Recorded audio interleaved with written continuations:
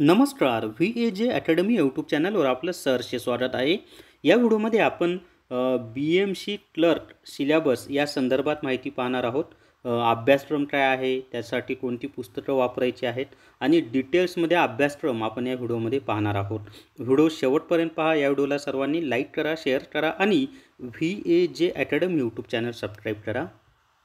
जर तुम्हाला BMC E book विकत घ्यायचा असेल तर प्ले स्टोरवरून VAJ अकॅडमी ॲप डाउनलोड करा आणि BMC ई बुक विकत घ्या.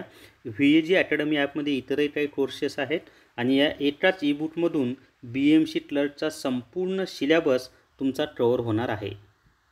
आता या ठिकाणी लक्षात ठेवा, आपण जो एक्झाम पॅटर्नचा व्हिडिओ अपलोड केला होता काल, त्यामध्ये मी परीक्षेचं स्वरूप काय असतं यामध्ये व्यवस्थित माहिती दिलेली आहे. तो व्हिडिओसुद्धा तुम्ही पाहून घ्या. तर आपल्याला या ठिकाणी 4 विषय आहेत. कोणकोणते? मराठी व्याकरण, इंग्रजी व्याकरण, सामान्य ज्ञान आणि बौद्धिक चाचणी. तर सर्वात आधीनं सामान्य ज्ञान या विषयामध्ये कोणकोणत्या टॉपिकवर प्रश्न विचारणार आहेत ती माहिती आपण पाहूयात. म्हणजे सामान्य ज्ञानचा सिलेबस आपण पाहूयात. तर या ठिकाणी पहा, सामान्य ज्ञान या विषयाच्या प्रश्नपत्रिकेमध्ये बृहन्मुंबई महानगरपालिकेशी संबंधित म्हणजे आपली जी बृहन्मुंबई महानगरपालिका आहे BMC, तर त्या BMCची संबंधित प्रश्न येणार आहेत. तसेच स्थानिक बाबी, आता स्थानिक बाबीमध्ये मुंबईचा जो संपूर्ण भाग आहे त्याच्यावर प्रश्न येतील. वैशिष्ट्ये आणि चालू घडामोडीशी निगडित प्रश्न अंतर्भूत असतील. तर GKमध्ये त्यांनी हे एवढा सिलेबस दिलेला आहे आणि आपलं जे BMC ई बुक आहे त्यामध्ये हे मुंबई महानगरपालिकेची माहिती, मुंबई शहराची माहिती, इत्थंभूत माहिती तुम्हाला त्यामध्ये मिळून जाईल. तर हा त्यांनी GKचा सिलेबस दिला आहे. असं जरी असलं तरी GKमध्ये या व्यतिरिक्त इतिहास, भूगोल, राज्यघटनासुद्धा आपल्याला करावं लागेल. पण 25 प्रश्नांपैकी सर्वात जास्त प्रश्न म्हणजे साधारणपणे 15 ते 20 प्रश्न हे या टॉपिकवरच येणार आहेत. त्यामुळं हे जे टॉपिक आहेत ना, हे सर्व टॉपिक तुम्ही व्यवस्थित करा आणि हे सर्व आपल्याला BMC ई बुक जे आहे आपलं VAJ अकॅडमी ॲपवर त्यामध्ये तुम्हाला मिळून जातील. आता दुसरा जो विषय आहे, बौद्धिक चाचणी परीक्षेचे स्वरूप हे पूर्व माध्यमिक शिष्यवृत्ती परीक्षेनुसार असेल. आता एक लक्षात ठेवा, बौद्धिक चाचणीमध्ये 2 विषयांचा समावेश होतो. त्यामध्ये पहिला विषय आहे अंकगणित आणि दुसरा विषय आहे बुद्धिमत्ता चाचणी. तर अंकगणित या विषयामध्ये ना आपल्याला शेकडेवारी, नफा तोटा, सरळ व्याज, चक्रवाढ व्याज, सरासरी, टाळ व ट्राम, टाळ आंतरवेट, गुणोत्तर व प्रमाण, नळ व टाकी, हौद म्हणजे पाण्याचा नळ व टाकी म्हणजेच हौद आलं त्याच्यामध्ये. त्याच्यानंतर बोट व प्रवाह हे टॉपिक व्यवस्थित, मसावी लसावी हे टॉपिक व्यवस्थित करावं लागतील. या टॉपिकवर गणितामध्ये प्रश्न तुम्हाला विचारले जातील आणि सर्वात जास्त प्रश्न हे बुद्धिमत्ता चाचणी आणि पदावली हा एक टॉपिक आहे गणितामध्ये, तो एक करावा लागेल. आणि बौद्धिक चाचणीमध्ये सर्वात जास्त प्रश्न बुद्धिमत्ता चाचणीमध्ये विचारले जातील. त्यामध्ये सर्वात महत्त्वाचा टॉपिक बैठक व्यवस्था, त्याच्यानंतर तर्क व अनुमान याच्यावर हमखास प्रश्न येणार आहेत. त्याच्यानंतरचं आहे नातेसंबंध, संख्यामाला, अक्षरमाला, दिशाज्ञान चाचणी. हे असे टॉपिक आहेत. रांगेतील क्रम हे असे टॉपिक आहेत मित्रांनो ज्याच्यावर हमखास प्रश्न येणारच आहेत. तर हे जे मी तुम्हाला आत्ता टॉपिक सांगितले गणित आणि बुद्धिमत्ता चाचणीचे, हे सांकेतिक भाषा एक टॉपिक त्याच्यामध्ये लक्षात ठेवा. तर हे बुद्धिमत्ता चाचणीमध्ये तर हे टॉपिक व्यवस्थित करा आणि वेळ भेटला तर मग इतर टॉपिकला तुम्ही हात लावा. पण हे जे मी आत्ता टॉपिक सांगितले हे टॉपिक तुम्ही व्यवस्थित करा. आता जे सामान्य ज्ञानचं मी तुम्हाला सांगितलं की माझं ई बुक आहे त्याच्यातून करा.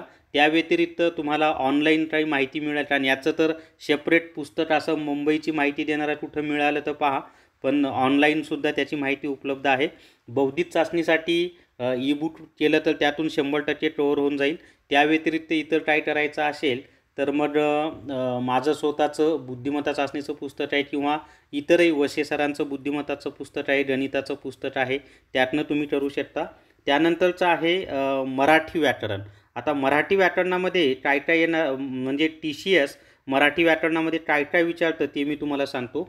तर मराठी व्याकरणामध्ये समानार्थी शब्द, विरुद्धार्थी शब्द, वाक्प्रचार, म्हणी, शब्दसमूहाबद्दल एक शब्द, शुद्ध व अशुद्ध शब्द हे टॉपिक व्यवस्थित करून घ्या.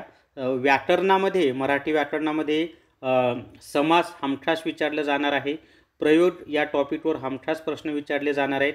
समास, प्रयोग, त्यानंतर काळ वळखा, वाक्याचा काळ वळखा याच्यावर हमखास प्रश्न विचारले जाणार आहेत. त्यानंतर वाक्यांचे प्रकार, नाम, तर हे टॉपिक अलंकार हे टॉपिक महत्त्वाचे आहेत. हे टॉपिक तुम्ही व्यवस्थित कराच आणि हे टॉपिक केल्यानंतर वेळ भेटला तर मग मराठी व्याकरणाचे इतरही जे टॉपिक आहेत ते तुम्ही करा. आता इंग्लिश भाषेमध्ये TCS काय काय विचारतं, तर त्याच्यामध्ये सिनॉनिम्स आहे, अँटॉनिम्स आहे, वन वर्ड सबस्टिट्यूशन आहे, मिसस्पेल्ट आहे, प्रोव्हर्ब आहे.